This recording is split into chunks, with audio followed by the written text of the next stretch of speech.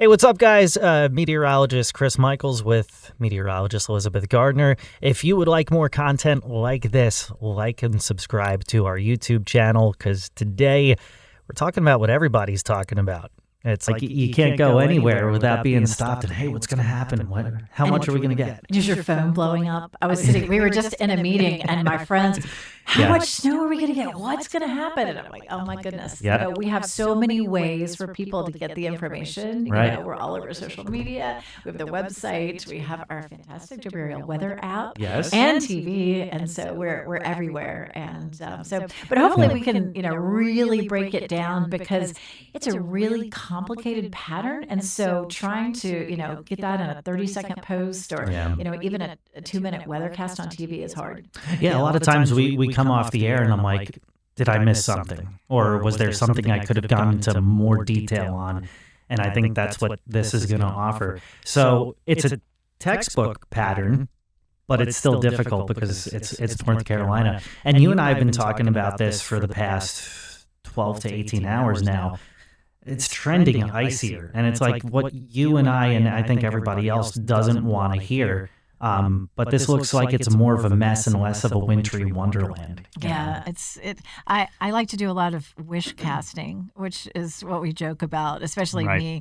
It was so funny. I don't know, it was a couple of weeks ago, and the models, especially the American model, 10 days out, wants to throw up we just in the Weather Center call a fantasy snowstorm.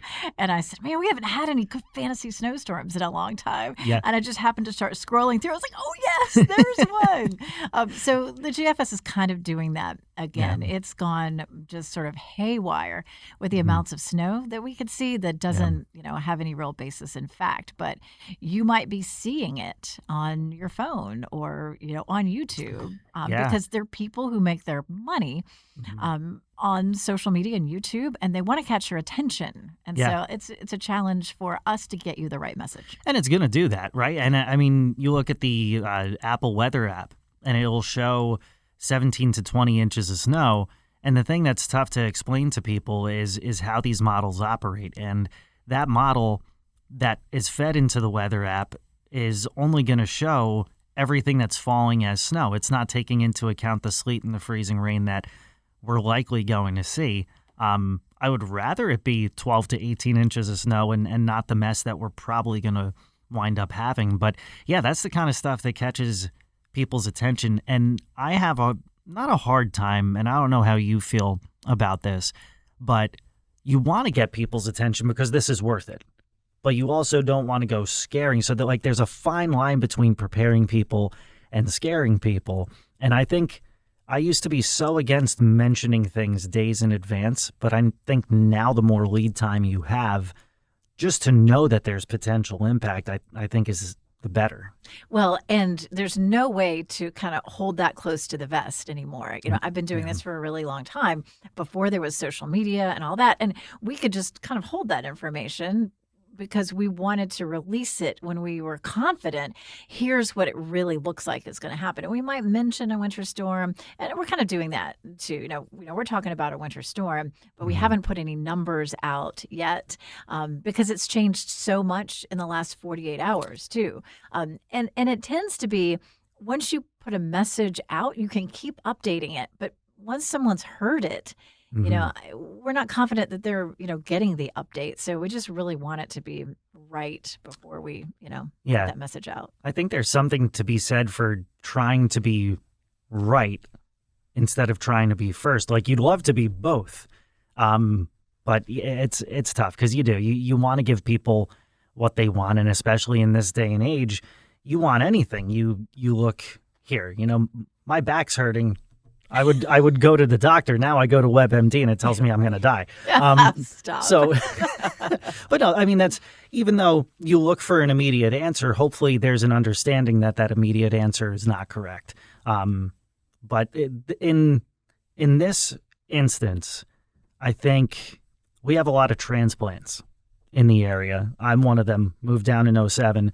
So when we talk about the 2002 ice storm, I wasn't here for that, and there may be people watching this and listening that don't know what we're talking about. And you hope that this is not as bad as that, but there are people who maybe have never seen that much freezing rain and don't know what that looks like, what that feels like. Yeah, I fully feel like there are a lot of people that don't know what freezing rain really is. And so, just for starters, freezing rain is liquid rain that then falls on surfaces like trees and power lines. And eventually that ice starts to build up and it gets heavy, and the trees start to break and the power lines start to break. And unfortunately, that's where we're headed with this. And so it may start as some snow, and it's going to be, a big difference across the viewing area. The farther south you go, we may see no snow at all, and then we get,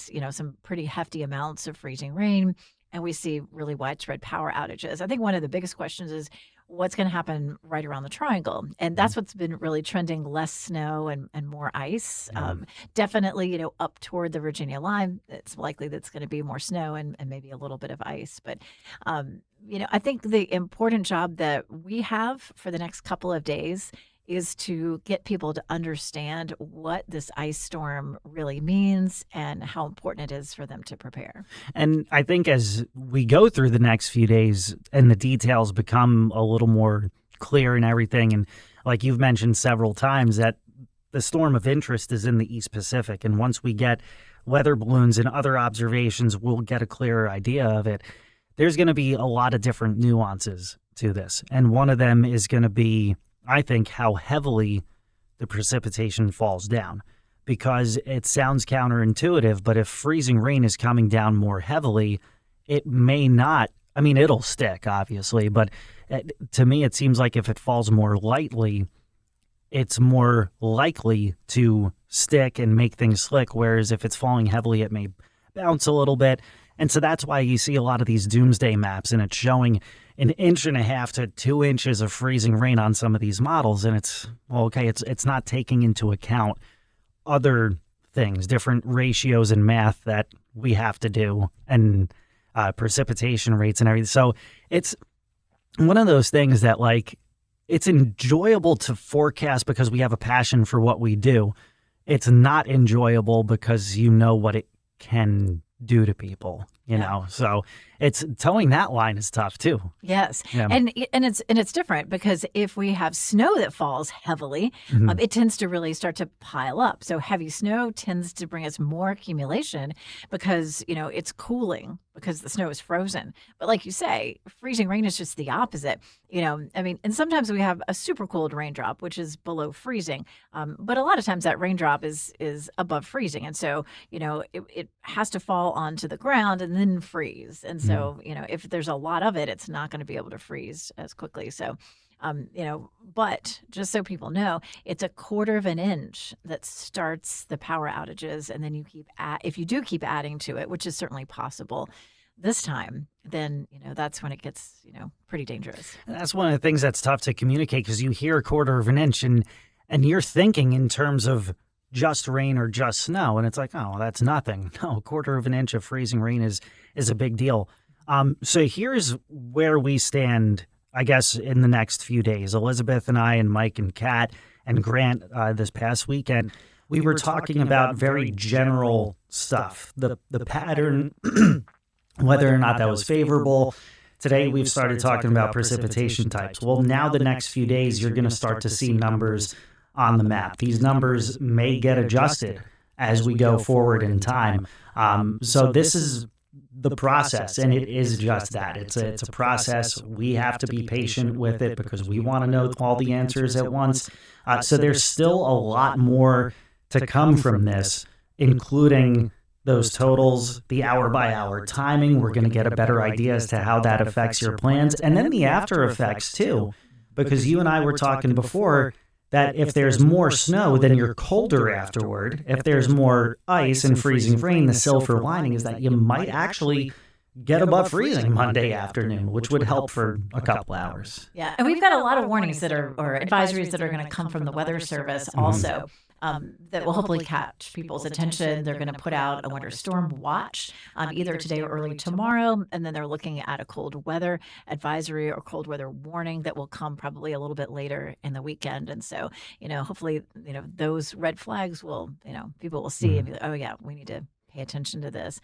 And there's so many moving parts to this, and there always are with a winter system.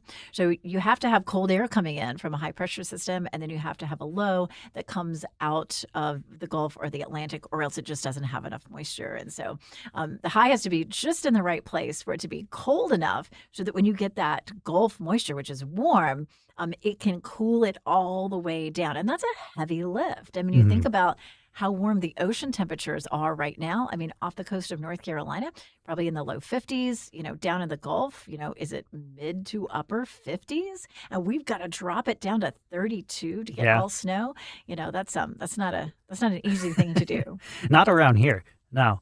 And so I almost wanted to just ask this question if we're not running out of time, but what are some things that you do personally, professionally, knowing that this is going to be a marathon for everybody involved, not just for us, but for just what are some things that you do to prepare physically, but then also mentally for the marathon we're going to go through? This one is extra scary with the potential for how much freezing rain we could get and our chance for power outages, because I did live through the December 2002 ice storm, and it was a mess. I live not too far from downtown, so I thought, oh, okay, we'll be the first to get the power back on. And my neighborhood got it pretty quickly, but not my street. And so we were, maybe a week, and it's a winter, and it's hard to deal with. So first off, earlier I was looking, how much did generators cost? We probably won't go that route, but think about, reaching out to your network of friends. And then once this starts, who has power, who doesn't, or your family. Do you have family in the area? Start thinking about, if you lose power, can you go somewhere? Can you afford a hotel? Or are you going to need to, figure out whose house can I go to? There will probably be some shelters that open, if you don't have anybody else's house to go to. Really take this seriously, because you might, none of us wants to move from their house until we have to. But then, if it snows and it's icy and the roads are not passable, there you are at home and you don't have any way to get anywhere. One more thing I want to mention. It's super dangerous if you are trying to heat your house in the wrong way. So a lot of people do get in trouble with carbon monoxide poisoning in situations like this. So you don't want to be, using a camp stove or, anything inside like that. Yeah. And these things are, it sounds scary, but it's meant to provide some peace of mind because you may have to pivot. I mean, I'm thinking about being here for 2 or 3 nights, and thank goodness I've got my folks down the road, and I'm like, you cool with taking a cat? So there are little things like that. Pardon me. Went to the store and got more firewood because I have a wood burning fireplace in the event that I do stay home for a night and need to keep it warm. So we're people too, and we have to make these preparations. There's a thread on my Facebook page with hundreds of comments, and people were leaving their advice as to what they do or have done in a situation like this, aside from the whole bread and milk joke and everything. There were some really good pieces of advice there, and I think that's a good avenue for people to maybe check out, is that there are people who are just trying to help their neighbors, especially those of us who maybe have moved from the West Coast, or there's a lot of folks who have moved into the area from different countries and India and places like that maybe have never experienced this. So this should be interesting in that sense. Was there one piece of advice that surprised you and you were like, oh, I've never thought of that? There was, there were a number of pieces of advice, but I think a lot of people were emphasizing generator safety and not having that inside. That wasn't surprising to me, but there were people who were definitely emphasizing that. I saw a bunch of people putting things about ice melt and, just seeing the resourcefulness I think, of people. And especially on Facebook, it's going to skew toward people who have grown without technology and have had to pivot in the past. So I think it's a useful tool for sure. Definitely.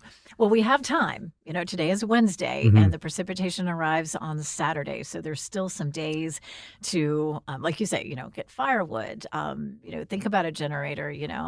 I would say borrow one, but I mean, we may have really widespread power outages. Yeah. So think about those things that you can do. Do you have a shelter nearby? Do you have friends, family that you can start contacting? Yeah. And it's best that you think about it now. Right. That way you're not making panicked decisions on Saturday. Yes. Right before the first flake or freezing raindrop falls, at least you have that mental plan in place. So before we let everybody go, let's talk about where you can find our information. And we are updating this all the time. I mean, somebody's in the Weather Center almost 24/7. And every time we have a new piece of information, it's on your social media. And we're on all the social media. We're on TikTok, we're on Instagram, we're on Facebook, we're on YouTube. We're everywhere. So find us there. Download our WRAL Weather app. We'll have the latest information there. And, of course, turn on TV. Yeah, and including this daily download podcast and on YouTube. Again, a reminder to like and subscribe to this channel because we'll have other updates just like this one ahead of, during, and after the storm. Be safe. We'll be with you. Yeah, be careful.